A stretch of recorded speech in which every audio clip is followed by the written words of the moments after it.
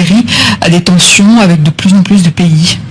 Oui, ça, c'est assez spectaculaire. Il y a un problème avec le Maroc qui a plus d'un demi-siècle. Il y a un problème maintenant avec le Mali. Avec le Mali, 1300 km de frontière, avec le Niger, 900, et avec la Libye, 900. C'est-à-dire, sur toutes ces frontières, l'Algérie est à couteau tiré avec ses voisins, ou ses voisins sont à couteau tiré avec elle.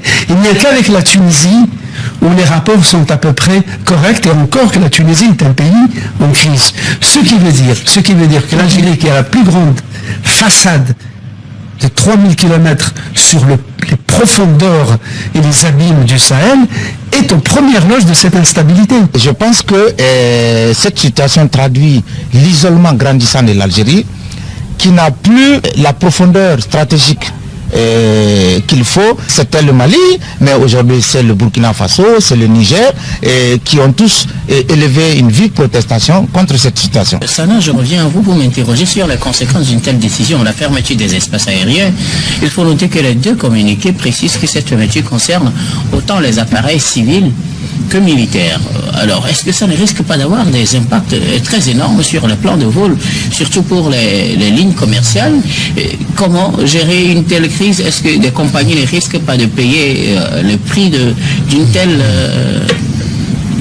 guerre, si je puis me le permettre, entre ces deux pays qui décident maintenant de fermer leur espace? Et comme vous l'avez souligné, on sait que pour le retrait des ambassadeurs, le Burkina et le Niger se sont associés au Mali pour le faire. Et si le Burkina et le Niger aussi ferment leur espace, est-ce que ça ne redeviendra pas un large espace où les appareils ne pourront pas peut-être passer? Je pense que ce sont les passagers, les voyageurs qui vont en subir les conséquences. Mais il fallait quand même noter que l'accusation que porte aujourd'hui le Mali à l'Algérie pourrait sembler être fondée ou bien être fondée, parce que lorsque vous prenez la situation du Maroc, où, comment on appelle, le Sahara marocain, ce qui se passe là-bas, où un groupe politique armé créé en 1973, je vous parlais du Polisario, il revendique, comment on appelle ça, revendique le Sahara marocain. C'est scandaleux. Et vous verrez que dès 1975, l'Algérie a massivement armé et soutenu financièrement le Polisario. Donc ce n'est pas la première fois où l'Algérie se comporte en adversaire, en ennemi contre ses voisins. Le Front Polisario, on fait Sahara rebelle de Maroc ou Calais. Algérie. En d'autres termes, l'Algérie a rébellion, terrorisme, qui a soutenu Maroc, qui a soutenu Libye, qui a soutenu Tchad, qui a soutenu Mali, qui a soutenu Niger. Donc, l'Algérie est un État criminel, un État terroriste, un État voyou. And people in Mali are supporting this move. Le Mali a son droit de protester. We used to believe that Algeria stood by Mali, but lately, what we've been hearing really hasn't made us comfortable. So the recall of the ambassadors, I'm in favor. Algeria needs to give a proper explanation. They were the first to claim that they destroyed a Malian drone. We have to consider that Algeria is seeking war, and the next time they perform such an act, we will wish we had reacted to it. Mali is turning to its junta allies for support. If the situation is not quickly contained, the Sahel could be staring at another security crisis. L'ensemble du peuple malien, l'ensemble du peuple burkinabé, l'ensemble du peuple nigérien, les trois autorités de ces pays-là ont qualifié l'Algérie d'un État criminel, un État voyou. Aujourd'hui, le Mali a des soutiens énormes dans l'AES. Vous avez parlé de trois pays, des trois pays donc, qui ont rappelé leur ambassadeur. Et ça veut dire que l'Algérie ne fait plus face seulement au Mali, mais l'Algérie fait face à la Confédération des États du Sahel. À la Confédération, donc à trois pays qui ont décidé d'assumer leur souveraineté. Parce que Niamey Ibedina, Niamey Adamadeye, Niamey Ibn Kolola, Kamana Debe. Avec moi, pas moi. D'abord, ma terminé, Kaufo, le président. À la finalité, mon père, à la sortie, mon père, policier, mon père, depuis tout, l'ambassade, protégé, ou pas un faux, à fou.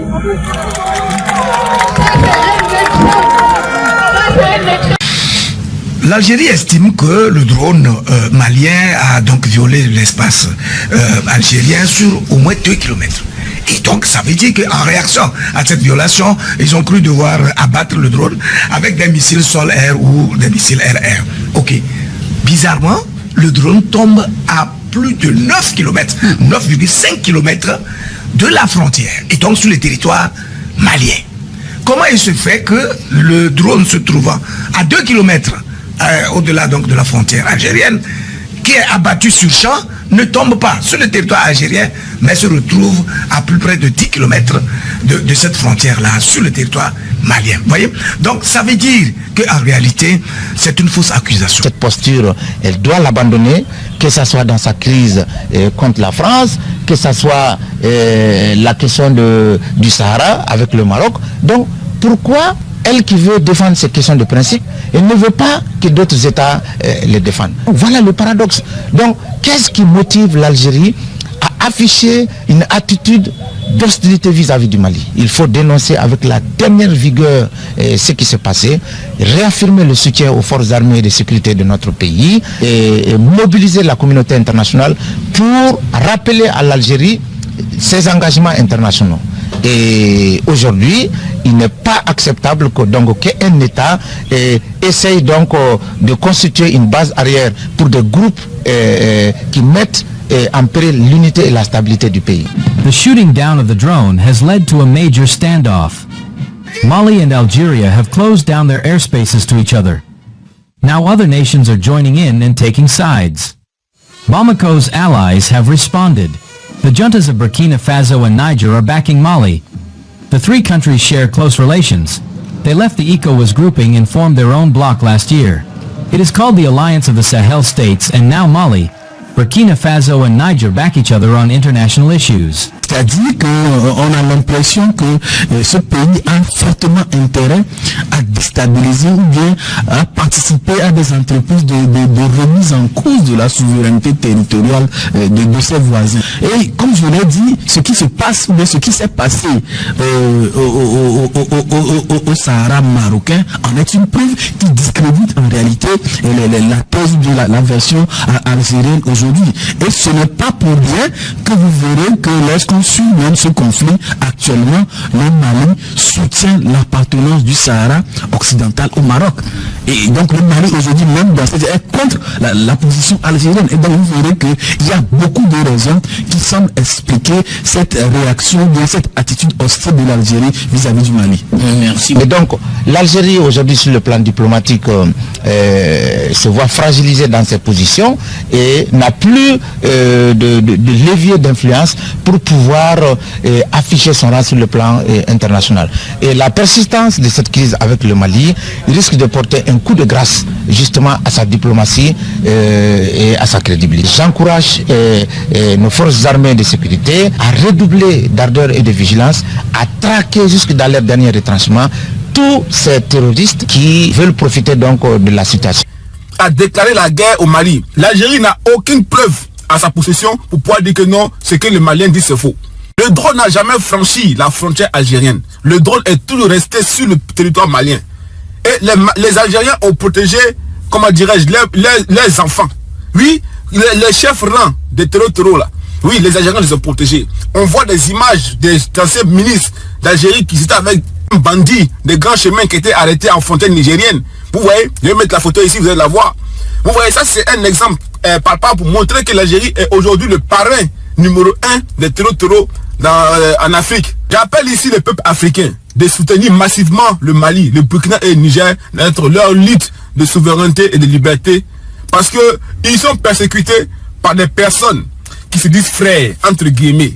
Ils sont persécutés par les anciens colons qui veulent les voir détruits parce que ils n'arrivent plus à manger gratuitement dans les pays en question. Vive la République Kabylie. Vive la République Kabylie. Vive la République Kabylie. Ne vous inquiétez pas, on va vous aider à prendre votre indépendance. Kabylie, on va vous aider à prendre votre indépendance. Des fois sur des degrés. Parce que l'État algérien n'existe pas. L'État algérien n'existe pas. Les frères Kabyle, on va vous aider à récupérer votre